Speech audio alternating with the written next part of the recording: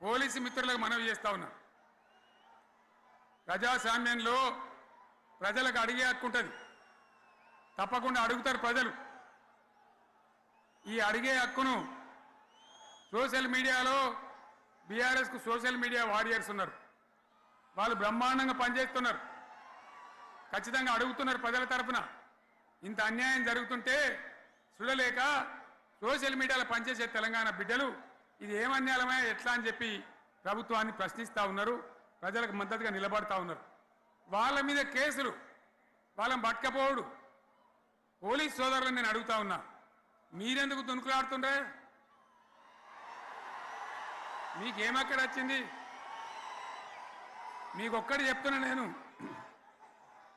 గ్యారంటీగా పోలీసు మిత్రులారా, ఇవాళ పోయి రాత్రి మీ డైరీలలో రాసుకోండి,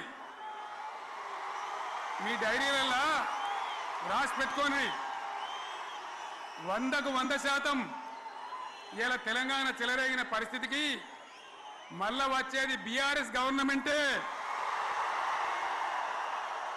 అది ఎవడు కూడా ఆపలేడు.